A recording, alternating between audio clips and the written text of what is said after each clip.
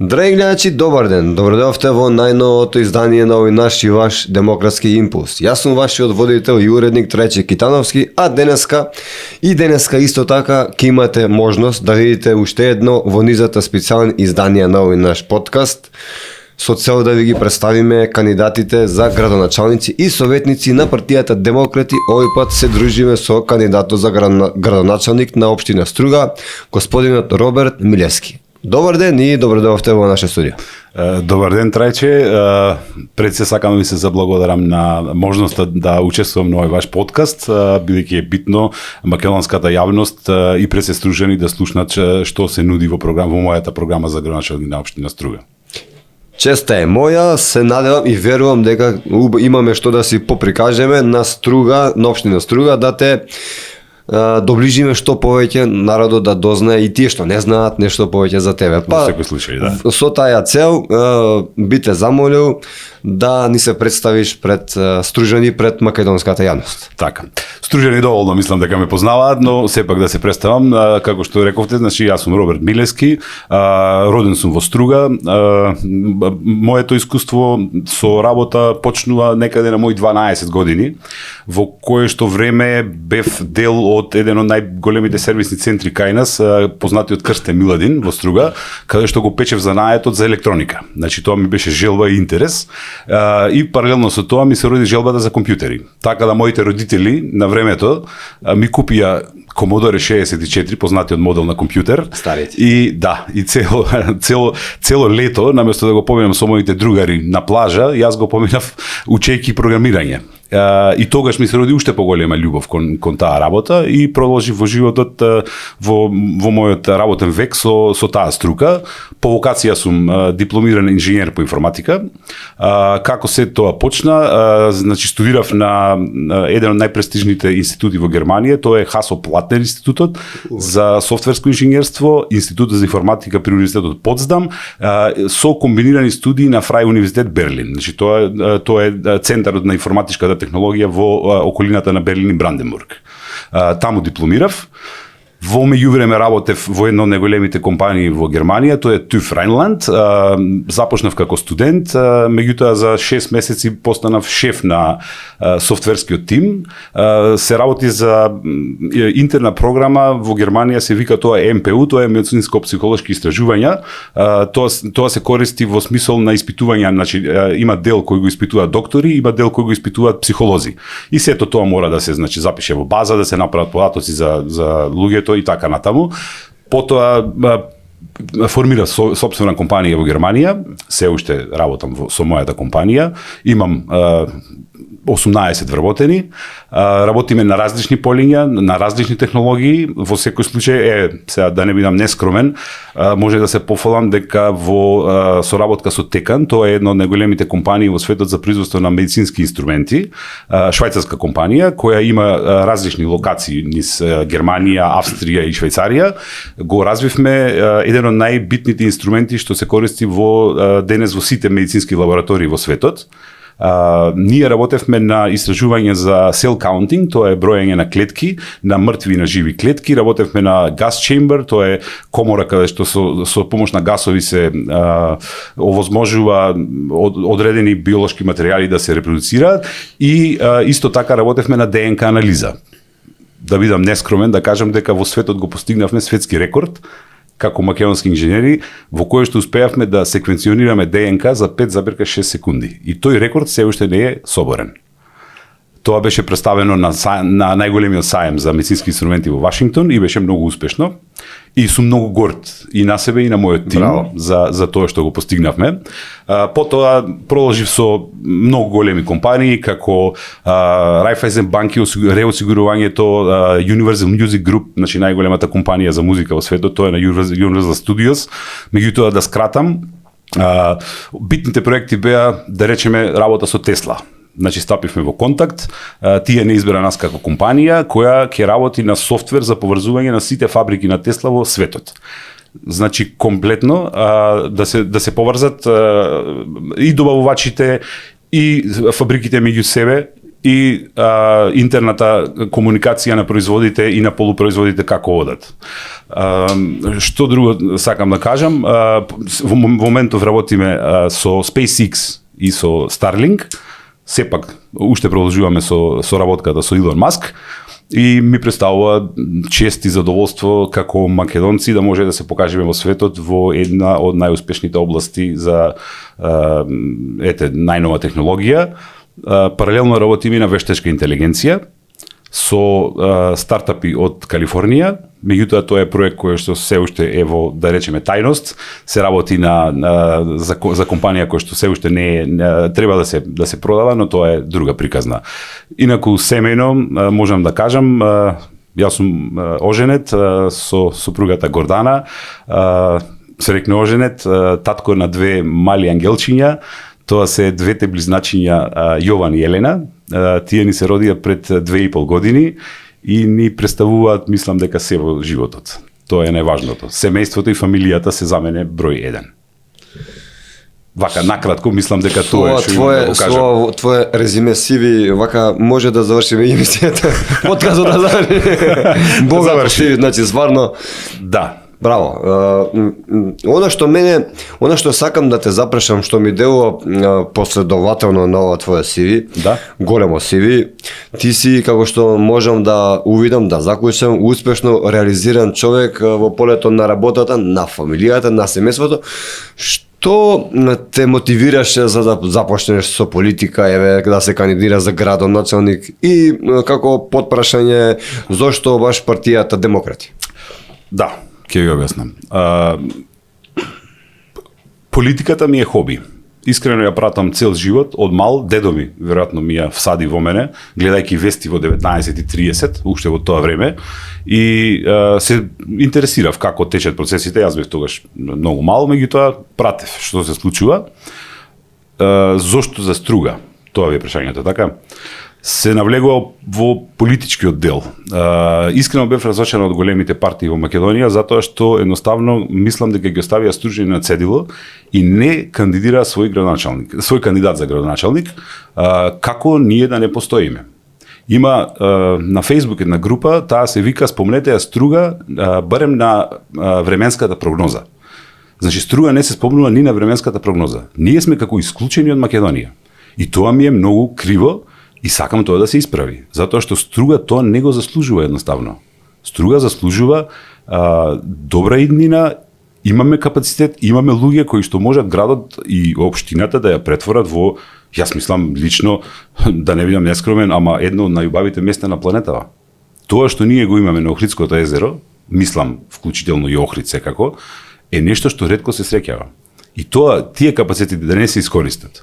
А од политичка страна, да се остават на политички препирки помеѓу политичките партии во смисол кој кандидат, кои гласови ќе ги добие, па тука има ценкарење, па се продаваат, па еве сега најново, не е битно да не спомнувам партии кои се, вие ќе гласате за нас во Струга, ќе ме поддржиме, ние од друга страна ќе добиеме, не знам, функционери во Крушево и во Куманово. Значи се прават пазари. Тоа сме ние стружени.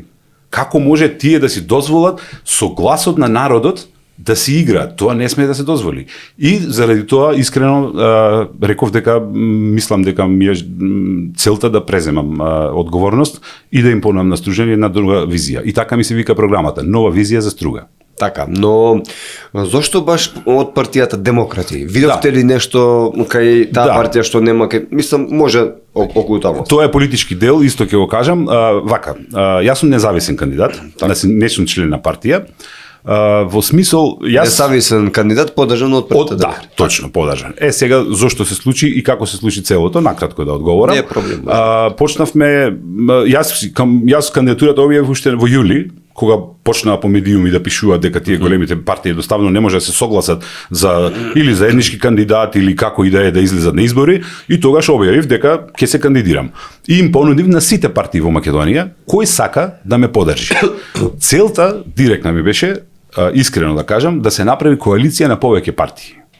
И тогаш почнавме преговори со неколку, не сакам да ги спомнувам, петерно поголемиот дел се во коалиција со ВМРО ДПМНЕ, единствено Демократи не е.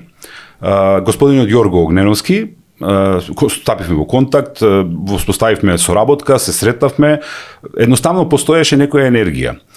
Се слушнав и со другите, меѓутоа тука веќе постоја други комбинации и калкулации. Нив не ги интересира кандидатот или не знам што ќе биде и како ќе биде, едноставно може да те остават на цедило во последен момент. И тоа сака да го направат. Инаку, ако сакав јас да одам директно до 1 септември, не беше никаков проблем да соберам 2 гласа. Мислам да се кандидирам како независен, нели со измените на изборниот законник. Тоа не е проблем. Меѓутоа сакав да излеземе во струга како партии од македонска коалиција. Но, за жал, тоа не успеа. Единствен човек што ми излезе во пресред и што мислам дека е човек од збор, да кажам, е господинот Јорго Огненовски. Друг не сум сретнал. Од почетокот, кога се запознавме, до, имаме константна соработка, никогаш нема лажење, нема задкулисни игри и ја нема она стандардна македонска политика која што ја гледаме секој ден. Затоа што кај нас политиката се претвори во лаги, во измами, во калкулации, ние во струга викаме нати го, дај ми го. Мисламе во цела Македонија. Да. Јасно што сакам да кажам со тоа. Тоа мора да го искорениме. Ние сме нови генерации. Мораме да ја преземе одговорноста на ниво на Македонија. Ова повеќе вака не оди. Секој гледа докаде се оди со работите. Значи, ние сме во еден ќорсокак од кој што мора да излеземе. А за тоа да се направи, јас викам, човек мора да ги понуди своите квалитети на собствената држава. Знаете, како кажал Сократ, ако им дозволите на медиокритетите да владеат со вас, тогаш инфериорните ќе владеат со вас, ако вие не се вклучите во самата политика. И од друга страна, мислам дека политиката не е некоја специфична струка која што човек треба да ја има па за да биде политичар. Не, тоа е, политика е се во животот. Од купување јогурт во продавница, па се до изградба на автопат, до надворешна политика на една држава, до изградба на објекти во општина Струга или во некоја друга општина. Значи, јас барем така ја гледам. И мислам дека оваа држава има квалитетни луѓе. Не само што викаат некој, ама сите избега во странство. Не, и во Македонија има. И јас дури се надевам и мислам дека имам план и како да ги вратам и тие од странство да видат дека во Македонија ќе им биде подобро. Затоа што како што е дома, не е никаде. Тоа ви го кажувам од искуство, од мои 20 години во странство. Никогаш човек во друга држава не може да се осеќа, да се чувствува дома. Тоа е барем моje мислење или моje чувство. Не мора да значи. Сега има секакви, нормално, секој си размислува на свој начин, но јас си ја сакам Македонија и сакам да функционираме тука. И од оваа држава да направиме навистина европска држава, квалитетна држава која што овој народ ја заслужува. Затоа што овој македонски народ има претрпено премногу во својата историја, да не се навраќаме назад, претрпува и денес, затоа што најголема клетва е што ние ја живееме историјата. Се уште ја живееме историјата. Од промена на името во 2019 година до се живо. Значи секој ден ни е нас историја. Тоа не смее да биде. Луѓето мора да бидат релаксирани, да се концентрираат на фамилии, да го вратиме чувството на традиционални вредности во фамилиите, да работиме на тоа не главното излегување на човек да биде кладилница, казино и брзи кредити, него луѓето да имаат различни можности, да има спорт, да има рекреација, да има култура, да има театар, да се не да направиме нешто ново, него да ја вратиме Македонија на она што била пред можеби 50 години. Ако сте виделе слики од Струга од 70-тите години, кога ние не сме биле родени, претпоставам и вие. Да, 89-та сум јас. Тоа е чудо. Значи, не може да верувате каков град бил Струга.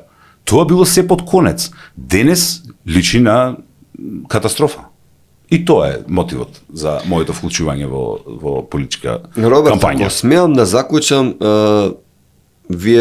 ти, така? Може на ти нема никаков проблем, да. Ти ми делуваш како разочаран човек од поголемите политички чинители Точно, да. во нашата држава, заради тие работи што ги кажа пред малце, но во исто време си оптимист за иднината ја гледа Струга на некој поинаков. Значи, ќе ни кажеш тоа ти каков. Да. Сакам да те запрашам пред се.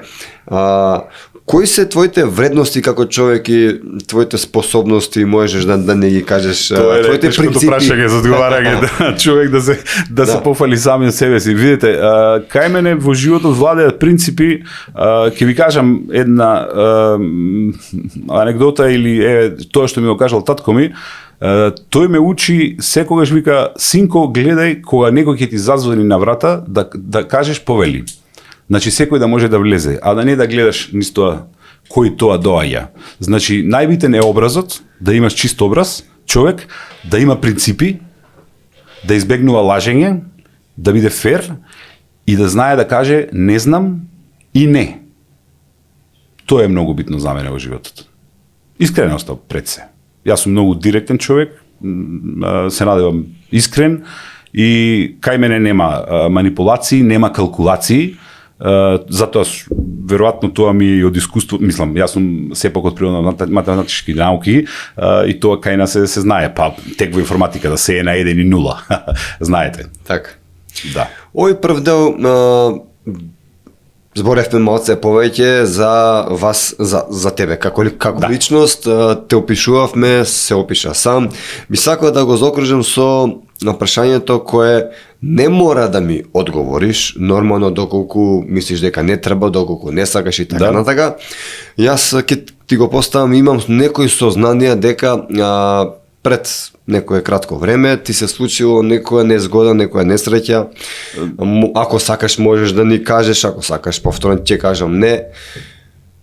Мислам дека нема потреба да се разговара за тоа, тоа е позади мене, имаше мал инцидент, се случи што се случи и остане на тоа. Да, нема никаков проблем. Добре. Случај, да. Добре. Да. Гледате.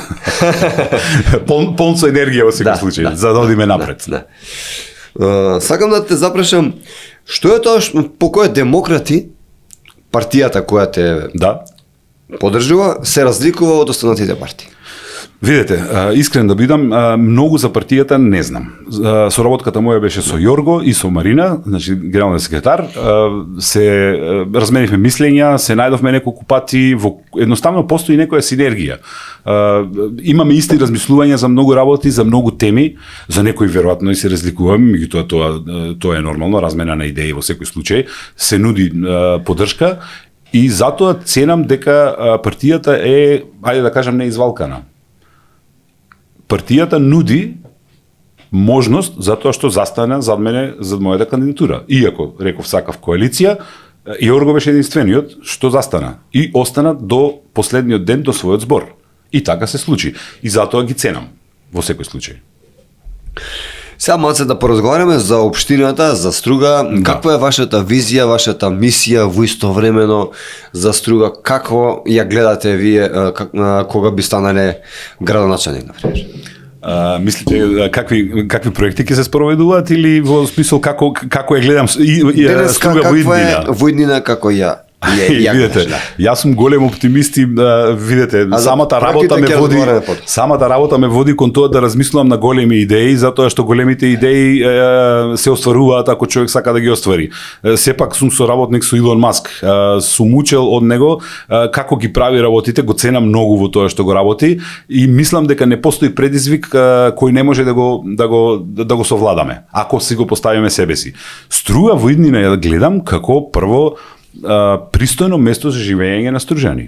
Место кое што ќе е чисто, чиста околина, кое што ќе има вода, кое што ќе има чист воздух, кое што нема да биде градот со најмногу заболени онколошки пациенти во Македонија, по број на жители. Тоа е страшно. Еве, например. Значи, иднината ни е тука. Струга е прекрасно место, ја имаме таа прекрасна околија, го имаме Охридското езеро, ја имаме реката Црндрим, имаме планини, Јабланица, тука се развива, тука има можности за развој на секаков можен туризам, од селски туризам до туризам на плажа, значи до туризам со странски гости, со домашни, капацитети за развој на спорт. Ако знаете, стружани се познати ракометари, познати пливачи.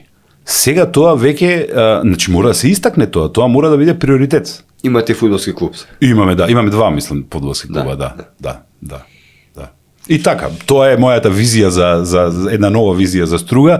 Едноставно едно европско градче, да кажам, каде што луѓето живеат нормално, без никаков стрес, без нервози, без узурпација на простор, без узурпација на улици, каде што луѓето ќе можат слободно да се движат, слободно да излезат и да не се чувствуваат загрозени за своите животи секој ден. Сега не е така. Сега не е така, воопшто не е така. Значи, Струга е град, видите, сепак се работи за 20 години владење на една гарнитура, која што, јас ми по мое, тотално го уништи градот. Во смисол, се работи на... Па знаете, целта на еден градоначалник на Струга сега, да истурка еден мандат од 4 години, доволно е да не заврши на американската црна листа. Мислам, тоа е кај нас... Ама заврши. Не, викам следниот. Следи. Значи тоа би било прагот, најнискиот праг. Човек значи да не заврши на американска црна листа. Што повеќе треба да се кажува за тоа? Значи се владее корупција и криминал. Владее ужасна загаденост на воздухот. Имаме проблем со депонии. Имаме проблем со вода. Значи може да замислите вие, луѓе секој ден се жалат надвор од сезона. Луѓето што живеат на повисоки катови во зградите од трети или четврти спrat, тие воопшто немаат вода. Слаб притисок на вода, така е. Нема. Тоа е. Например, тоа се проблемите што се гледа.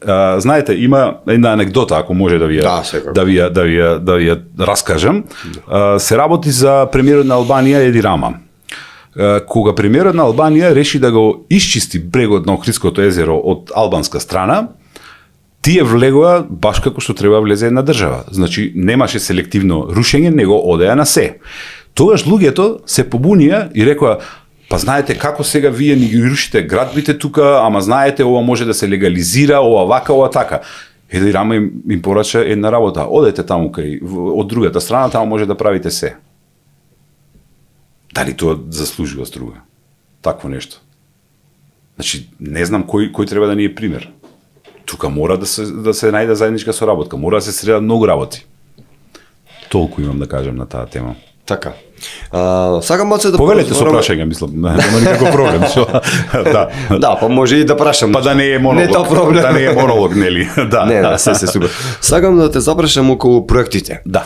Можеме да ги спомнеме некој, еве на пример, кога би станал градоначелник, што е било прво, второ, трето, барем првите 2-3 работи што би ги направил, што се најитни да се направат. Прво имам повик до владата на Република Македонија и до собранието. Во најкраток можен рок до 29 септември да извршат измени на изборниот законник со кој што ќе воведат тоа што е планирано. Прво од повикување на човек што е градоначелник со одреден цензус, значи не може да владее и да биде бог на таа функција, и второ што е многу битно е комунална полиција. Таа е многу потребна, тие две работи парламентот на Македонија мора да ги заврши. Тоа е многу важно за сите градоначалници во Македонија за идниот период. Сега за дел од проектите. Може да ги градираме по приоритети според мене кои се најважни, како што спомнав, најголем проблем во Струга е загадениот воздух. Тоа е ужас. Значи, вие во Скопје исто го имате сега проблем со Вардариште, со Трубарево, гледам се палат на секаде, па Дрисла, Скопје, Струга, Тетово. Ева видете сега, јас сум човек што сум живеел во Европа толку време и мене не ми е јасно како можат европјаните од ѓубрето да произведуваат енергија и да прават пари, а ние сме неспособни да го селектираме отпадот. Тоа е неможно. Зошто? Па не сме ние глупави луѓе. Ако не друго, може да ископираме од некои што се попаметни од нас. Сега видете, јас имам дивата депонија во Струга, таа е огромен проблем, се наоѓа на 500 метри од првите куќи во Струга и тие луѓе таму патат секој ден. Ако дувне север, тогаш цел град мириса. Еве сега ќе ви кажам едноставен пример. Пред сигурно ќе беше Мала Богородица, одевме на манастирот во Калишта, на враќање по стариот пат, може би појас од 2,5 километри, тоа внатре во колата моите деца на 2,5 години почнаа да кашлаат невидено, ги печеа очите. Тоа е како да влегува човек во боено поле, не знам, како боен отров. Тоа е страшно се случува и нема никаква контрола. Никој не реагира на тоа. Се палат трски, се палат депонии. Едноставно катастрофа. Добро, зошто се палат трски, на пример, еве? Имате ли некоја информација што е тоа што Видете, трска, што позадински информации, што смета трскат? позадински информациите се дека па ги чистат местата за да градат други објекти. Со палење. Да, па мора да се исчисти некако. И сега тоа е едно наједноставен начин, зошто не знам. Ова е шпекулација, сепак ве молам да не се свати, не можам да кажувам точно. Неколку објекти така се изградија веќе на тој начин. Се почнува со диво градба, едноставно се гради, никој никому ништо не му разговара, инспекторите не реагираат на тоа, потоа се чека да се донесе закон за легализација во Македонија, нели ние си носиме закони за легализација на секој 10 години, нема никаков проблем. Знаете ставот на владачката партија каков е или на другите претходните. Тука нема никаква разлика. Значи се оди на диво. И потоа го настанува проблемот. Депонијата е еден од најголемите проблеми за Стружени. Таа мора да решиме. Јас имам понуда за еден поинаков поглед за едно интегрирано решение кое што е во степени. Значи прво што ќе направиме, мора депонијата да се острани и да се исчисти. И таа да биде чувана од комунална полиција 24 часа, никој да не смее да ја пали. Значи, ако не е комунална полиција, тоаш мора да делува полицијата. Немаме други сили, нема друг начин.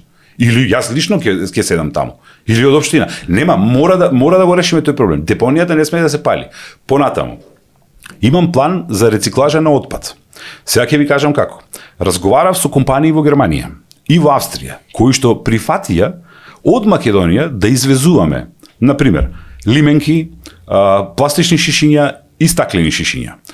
Тие во Струга ќе има откупни места, каде што човек добива сега вредноста, не ме фаќате за збор, затоа што треба да се направи физибилити студија сепак за тоа, економски план. Јас не сум економист, тоа мора да го изработиме, но замислете вие, од една лименка би добиле 15 денари, од едно пластично шише би добиле 15 денари. Стаклените одат поевтино, тие се некаде 2 до 5 денари, меѓутоа сепак се пари кои се враќаат назад кај граѓаните. Сакам да те запрашам, како е тоа со отпадот во странство, например, еве имаш фирма во Германија. Да. И како тоа би го направиле тука во Македонија во Струга? Еве сега ќе ви објаснам. Ако го почнеме процесот на селекција на отпад, самите фабрики кои што би го рециклирале отпадот, видете тука се работи за голем проект. Тука може да се вклучи и Охрид, може да се вклучи и Вевчани, може да се вклучи и Кичево. А зошто да не и цела Македонија, ако тој проект фати корен?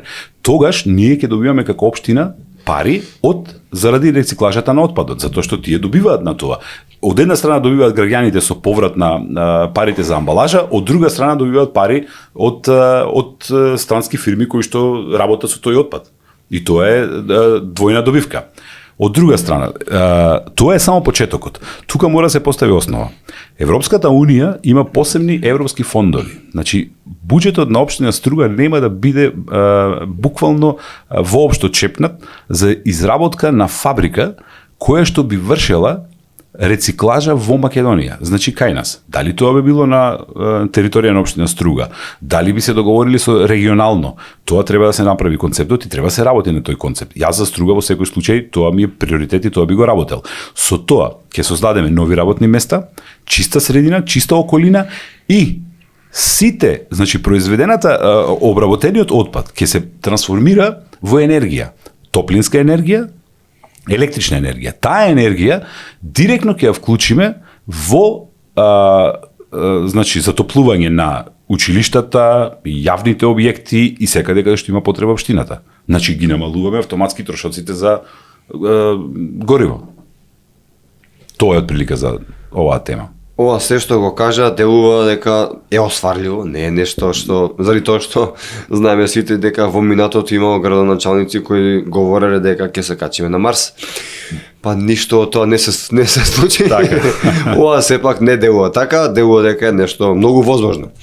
Сакам да те запрашам, во програмата исто така има напишено дека се зборува за инфраструктура, образование, здравство, туризам, култура.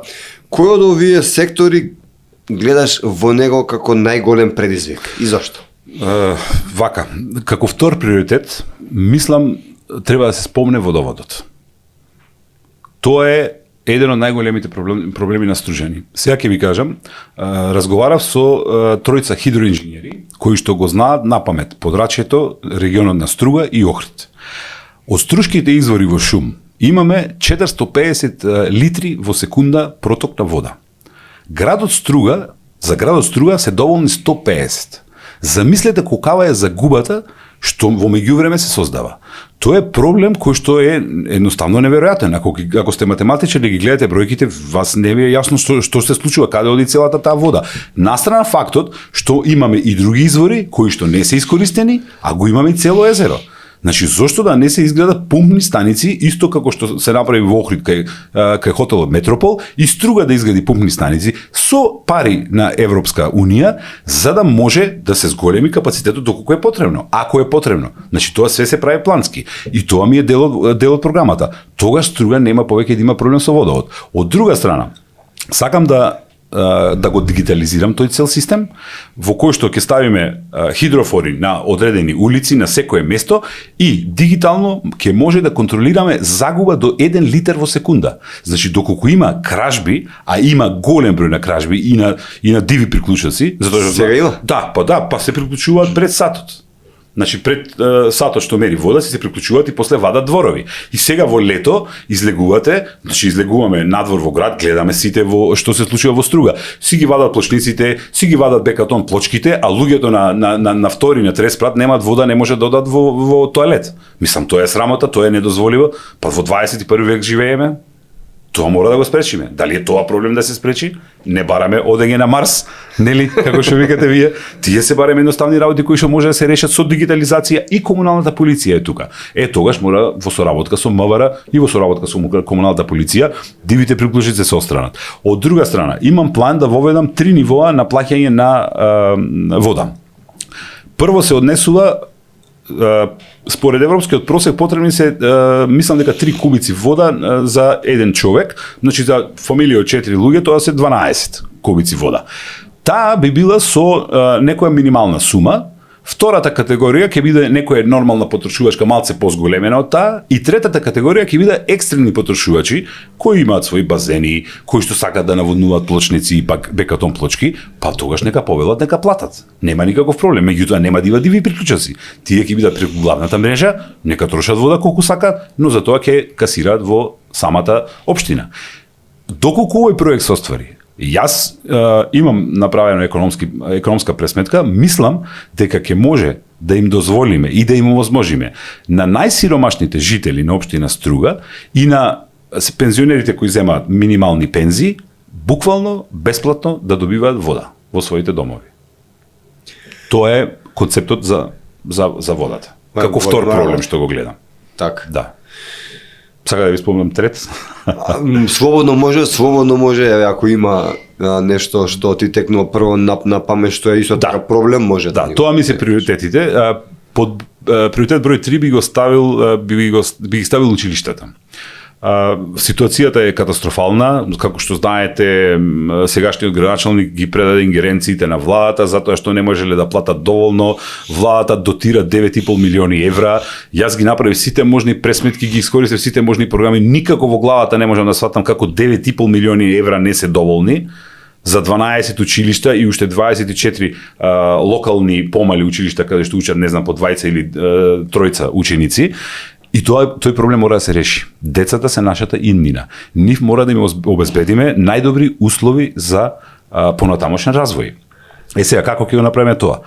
Прво, пак спомнувам, повторно кажувам, со искористување на фондови од други места, ќе се постават фотоволтаици на секое училиште. Тие фотоволтаици со батерии ќе произведуваат струја за самото училиште. Тоа е првата работа, значи сите училишта. Второ, секое училиште, сега во моментот се користи нафта како производ за загревање. Нафтата знаете дека е скапа. Зошто не би се промениле на газ? Значи, тука нема никаков проблем. И за тоа е разговарано со експерти за таа работа. Викаат дека средствите, вложувањата се минимални за секое училиште и секој јавен објект на самата општина и како општина Струга да се загреваат на газ. Значи, тоа не е никаков проблем. Ќе ги намалиме сметките и едноставно од дотациите на државата и од општинскиот буџет ќе може да ги сервисираме сите понатамошни работи. Од друга страна, има идеја, сега не знам колку е тоа, сепак тоа треба да се разговара, но мојата е, мислам дека нема логика да се отвора училиште каде што има 20 ученици. сепак мислам дека поисплатливо е да има градски превоз или значи школски превоз, како што го гледате, не знам, во Соединените Американски држави или во Европа секаде, кој што би ги земал тие деца, би ги носел во некое централно училиште заедно. Прво е социализацијата. Значи, замислете, сега го гледа Игор Џамбазов во Маврово, каде што пеа пресретни со едно дете. Да, ама тоа е едно дете. Тоа нема социализација со никого. Друго е како да учиш во клас во кој што како ние учевме кога беа 30-34 луѓе, а друго е да биде сам или со двајца. Нели? Тоа е главната. Не можам ни да замислам како е тоа. Тоа е едноставно, мислам дека психолози треба да одговорат на ова прашање, дали е подобро тие сите деца да ги собереме во едно централно место, во едно централно училиште, ако треба да се изгради ново и да ги едноставно општината да обезбеди превоз за тоа дете, значи да го земе во одреден период, да го донесе на училиште и да го врати дома со појадок, со се. Сега тука е друг проблем. Патиштата мора да бидат чисти, затоа што доаѓа зима. Во Струга е катастрофа. Јас буквално последните, не знам, 5 години немам видено машина за чистење снег во Струга. Тоа е една катастрофа. Едноставно си останува се на тој начин, се прават тие браздите од автомобилите и си останува на тој начин до крај на пролета. Како што рече претходниот градоначалник Мерко, па Господ го даде, Господ ќе го земе снегот. Таа беше неговата изрека, ако се сеќавате. Јас добро се сеќавам. Тука, да, тоа ми е еден од приоритетите. Во соработка со провинцијата Баер, значи Баварија, и со Австрија, стапив во контакт кои што значи во секој случај расположени да донираат нивни возила за чистелки за снег, камиони за вода со кои што би се чистеле улиците, буквално јавното комунално предпријатие да го обновиме на начин кој што нема да биде никаков проблем за општинскиот буџет. Сега рачунајте, сметајте дека сите тие проекти прават заштеда на пари. Затоа што ако ги добиеме средствата од друго место, нашите пари кои што се собираат од граѓаните, од даноците, ќе се финансираат за други проекти кои што се битни за општината. Тука сега доаѓа вашето прашање. Развој на културата, развој на спортот. Да. Спомнавте култура, спорт, здравство. Добро, видите, во здравството сега искрено не сум толку упатен колку може општината да помогне, сепак тоа е државна, тоа е под државата, ингеренциите се. Владата на државата, но Јас се надевам на отворена соработка со владата, да не смета дека не сме град кој што не припаѓа во Македонија, да си ги преземат своите одговорности и да се работи. Мислам дека сегашниот директор е прекрасен, го познавам како личен пријател, добро ја води работата, имавме оддел за породување кој што голем број охриѓани доаѓа во Струга затоа што во Охрид се реновираше и тука треба да се направи некаква централизација, заеднички да се работи Струга и Охрид да стане центар за здравје и на Стружјани и на Охриѓани. Инаку нема логика ако не соработуваме заедно. Ние сме едно, сепак треба некоја да има блиска соработка. Зошто да не и прекогранично, например со Поградец, за здравството. Да. Сега видите, за културата. Струга го имаше едно од најголемите кина во Македонија. Тоа кино е распаднато, во ужасна состојба, таму се одржува стушките вече на поезија. Тоа е под државата, не се финансира, нема, јас барем не сум видел никакво реновирање, може би грешам, нека ме исправат ако не сум во право. Тоа мора да го преземе општината и општината мора да развие култура за луѓето. Како што кажав, наместо кладилници и казина, треба да се отвори театар, треба да се отвори киносала, каде што ќе можат да одат да ги гледат најновите филмови, треба да се отворат спортски центри, спортот е многу битен.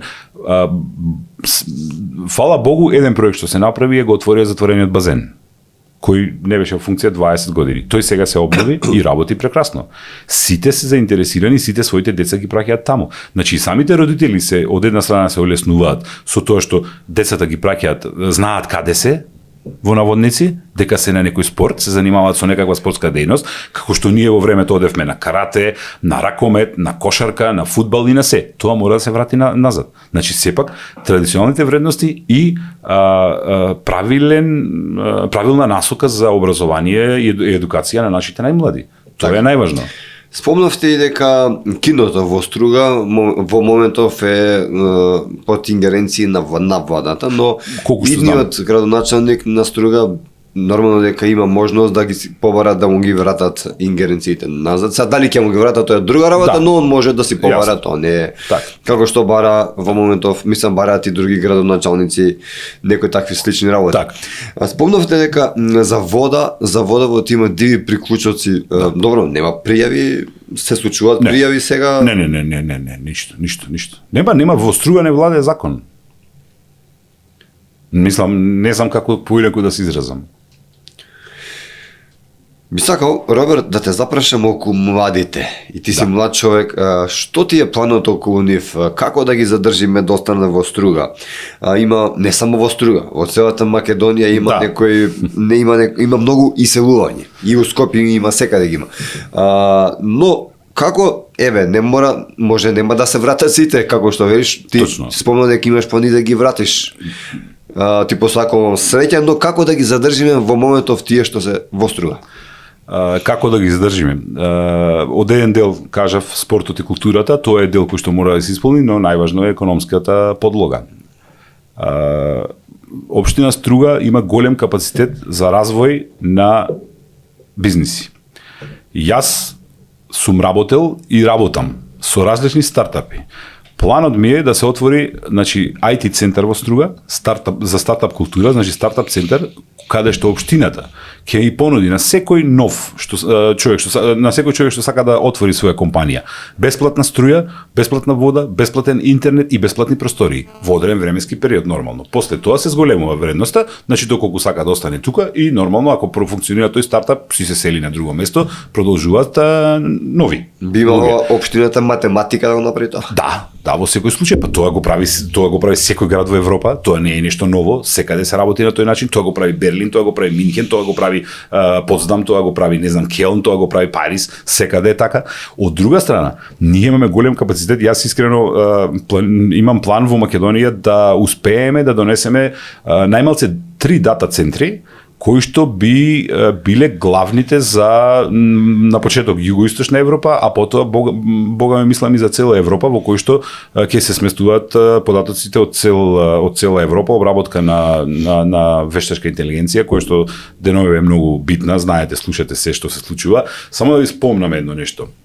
Европската унија одвои 18 милиарди евра, од кои што, верувајте, Македонија нема никаков проблем да ги користи како средства како членка на Европска унија. Значи нема градација. Дали сте членка на Европска унија или не сте членка. Едноставно парите може да се користат. Сега што треба?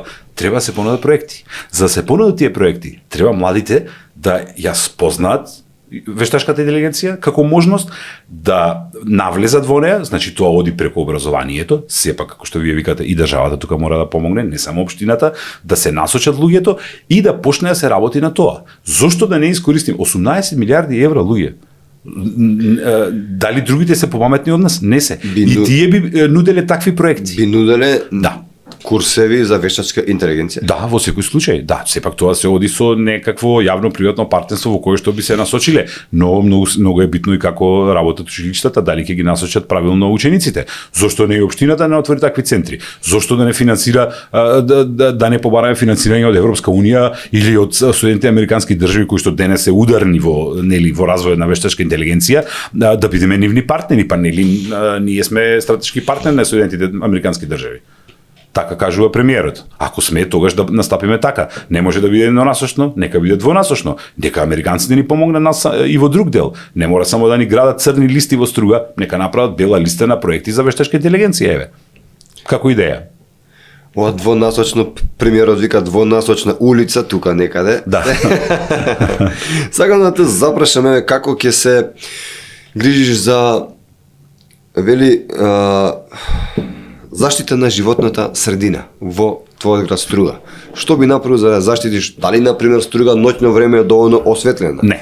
Дали има доволно клупи? Дали има доволно канти за отпадоци? Тоа маце сакам. Струга е осветлена ако имате добар мобилен телефон со добро светло. Да, тогаш е осветлена и ако не ве нападне некое куче во меѓувреме, бидејќи може и да ве изеде. Тоа се случи. Јас инцидентот го имав ставено на Facebook, мислам дека имаше преку 450.000 прегледи, каде што една девојка беше нападната, тоа е ужас. Видете, значи тука имаме два проблеми.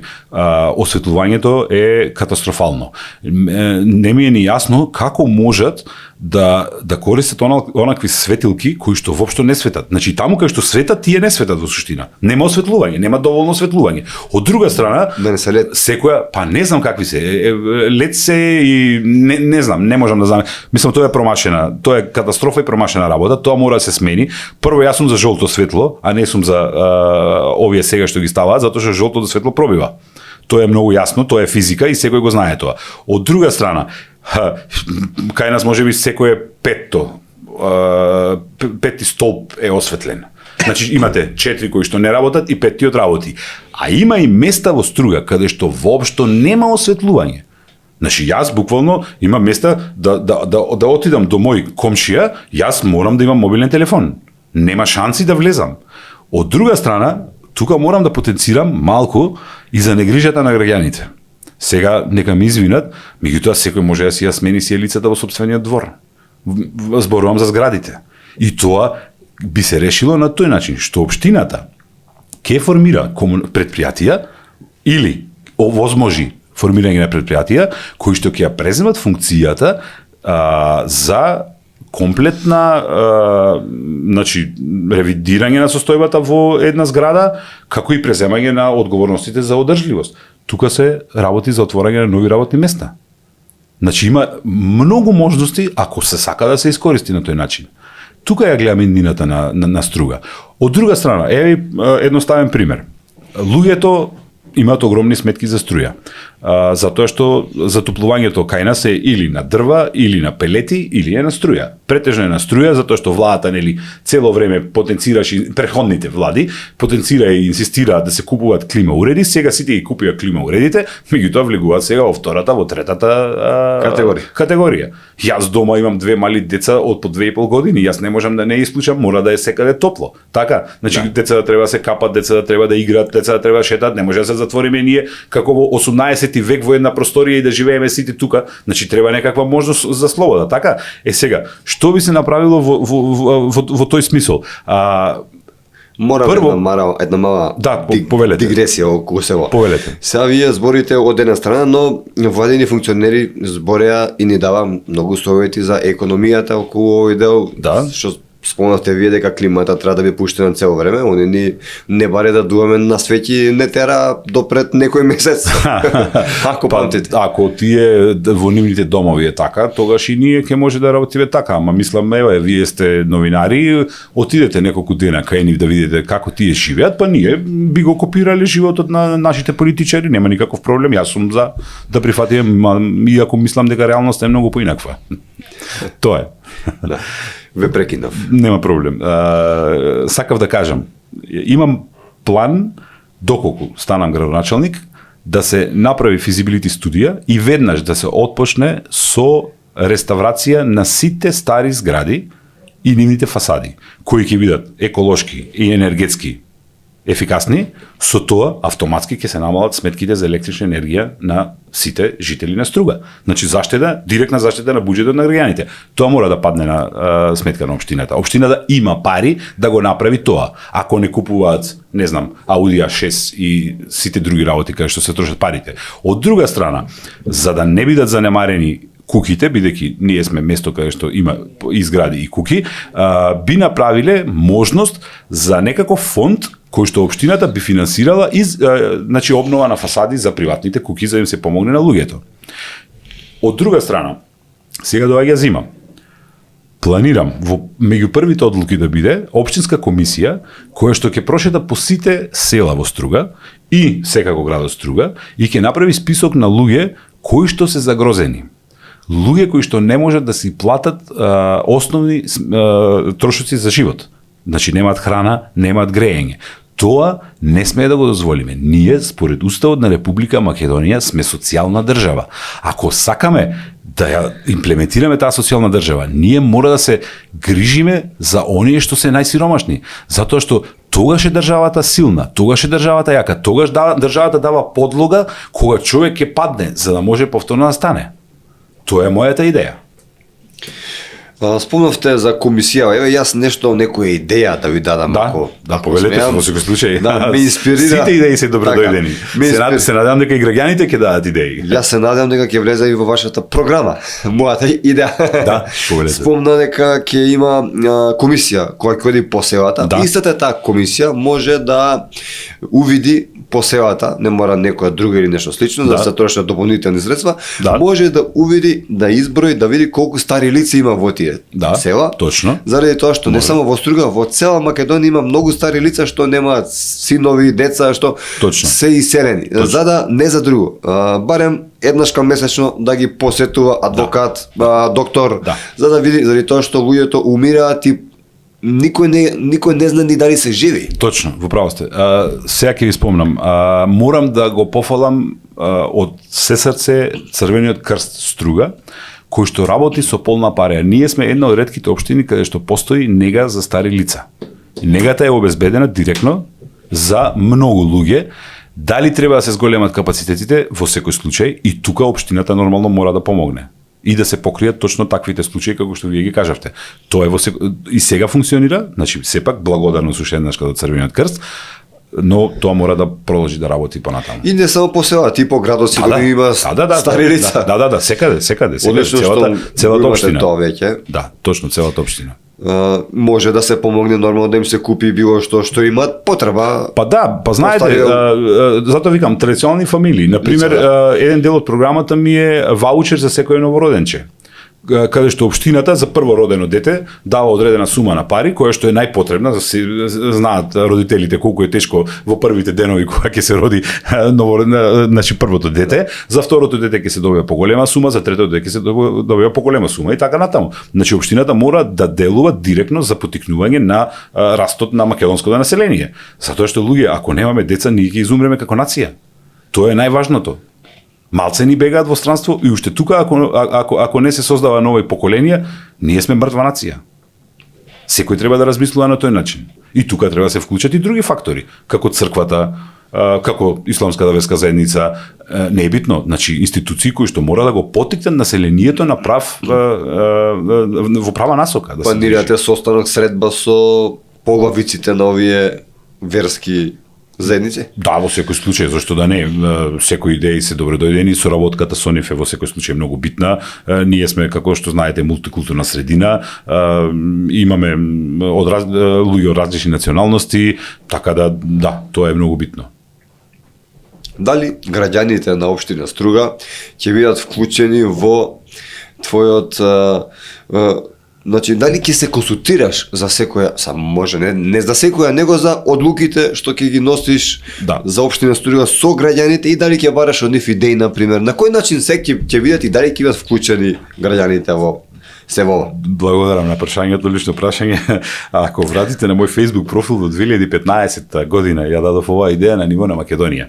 Да се оди со можност за референдумско гласање, не во смисол референдум, нели, по устав, него консултации со граѓаните за одредени проблеми. Може не сега, да се, доколку ја имам таа можност, затоа и се кандидирав како граначелник на Струга, тоа ќе биде едно од првите нешта што ќе ги имплементирам. Тоа ќе биде апликација и преку веб страна во секој случај, која што ќе прибира мислења од граѓаните од една страна, а од друга ќе се ставаат одлуки за самите граѓани да бидат инволвирани во целиот процес. Значи тоа веќе функционира во Швајцарија, па тие на секои 2 недели имаат референдум. Ако тие може тоа да го направат, зошто не и ние? Зошто да не се прашаат граѓаните на Струга, еве, имаме толку финансиски средства, дали мислите дека треба да се потрошат за оваа работа или ова? Која е приоритетна? Секако согласање, мнозинството секогаш добива. Тоа е во секој случај дигитализација комплетна на општина Струга, на училиштата и на сите јавни институции. Има еден друг проблем, колку што знам, од своја информација има многу луѓе кои што добиваат пари, а не одат на работа. Тоа ќе престане, нема да постои, и секој што доаѓа на работа ќе мора да дојде точно во определено работно време, да се логира, значи со картичка, и да се одлогира кога ќе замине на работа. Значи да се знаат дека луѓето се тука. Не може на друг начин. Има и други технологии кои ќе ги спроведам за да знам дали се тука, но тоа нема да го кажам сега, тоа се сепак работи на мојата професија. Тука не може никој да ми излаже. Мислите, не ви имале притисоци околу се ова, Во секој со случај. влегувате во некаква војна со тие што се неработници? Да, па очекувам дека ќе има притисоци, меѓутоа работиме за доброто на граѓаните. Ние, ако јас земам плата како градоначалник, мене тоа ми е работата. Значи мора да имаме ефикасна јавна администрација. Не може човек да чека на шалтер, не знам, 20 минути, после му доаѓа некој па му вика, ама извини, сега имам пауза за ручек, а пред тоа го нема никаде. Например, викам, се мора да биде ефикасно и едноставно мора да постои систем и шема во која што администрацијата ќе делува спрема граѓаните. Зошто да не? Ако може државата да го изработи сајтот услуги gov.mk каде што се издаваат, не знам сега, изводи, државјанства и други некои услуги кои што ги спомна министерот Тошковски и премиерот, зошто да не може општина Струга во сопствените ингеренции да направи едноставно иста таква веб страна каде што не знам човек ќе може да провери докаде му е процесот, докаде ако отворил барање некое за пример за легализација во смисол сака да гради нова градба, така мора да се поднесе барање. Барањето може да се поднесе дигитално. Ако не може дигитално, ако има законски пречки, барем можеше да следи каде се наоѓа. Точно ќе знае кај кој човек се наоѓа тоа барање и докаде е постапката. Но од друга страна, менеджментот на општината ќе биде алармиран ако некој го стави предметот под фиока и не го работи. Тогаш автоматски се знае. Значи со дигитализацијата се е можно. Тука нема бегање и мислам дека ефикасноста би се зголемила на незавидни граници. Спомна администрација, неоделение на работа, касна и така натаму. Да. Имаш некакви информации сега дека се случило тоа? Конкретни информации, шпекулации, сепак се шпекулации, не би сакал да навлегувам во шпекулирање, има Значи, информации, непроверени. има информации дека сега од тоа што го слушам од секојдневните средби со граѓани дека постојат луѓе кои што ги знаат дека живеат во Швајцарија, земаат плата од општината. Дали е тоа точно, јас не можам да потврдам, тоа е само шпекулација. Само сакам да кажам, доколку има, тоа нема да постои. Така. Дали администрацијата, која сме веќе кај незе во Струга, има многу вработено луѓе во администрацијата или треба може да се зголеми, да се намали? Мислам дека во општината нема голема вработеност, но многу е битно колку се луѓето ефикасни. Затоа што ако вие на список имате 150 вработени од кои што 100 се во странство, тогаш вие џабе. А може да имате и 200 вработени, ама ако тие 200 само 20 си ја вршат својата работа, тогаш пак имаме проблем. Нели? Значи мора со тој систем на дигитализација секој да си ја врши работата. Мора да ги заработи сопствените пари. Нема пари без мака. Така викаат. Така. Сосема на крајот би те замолил да се обратиш кон твоите стружани и да им кажеш зошто да гласа за тебе и за партијата Демократи. Почитувани граѓани на Струга, на 19 октомври излезете и направете го вистинскиот избор. Гласајте за Роберт Милевски, гласајте за мене, затоа што јас знам како да ја подобрам општината и како од Струга и од општина Струга да направиме европско градче, европско место, една убава локација каде што сите ќе бидеме горди на неа. Ви благодарам. Роберт Милевски, ти благодарам многу што ни беше гостин. Ми беше чест и задоволство. Струга, мислам дека треба да се горде, имаше прекрасен подкаст и посакувам среќа на овие локални избори. Благодарам и се надевам дека ќе се видиме повторно во текот на кампањата. Јас сум расположен во секој време и уште еднашка фала за тоа, за можноста и Струга да се слушне во Македонија. Ја посакувам нормално да ни дојдеш повторно гостин во наше студио. Во секое време. Благодарам. Драги гледачи, тоа беше кандидатот на Демократи за општина Струга, господинот Роберт Милевски, а вие, ако ви се допадне овој подкаст, верувам дека ќе ви се допадне, притиснете лайк, споделете го ова видео како би допрело до што повеќе луѓе и притиснете subscribe. Се гледаме.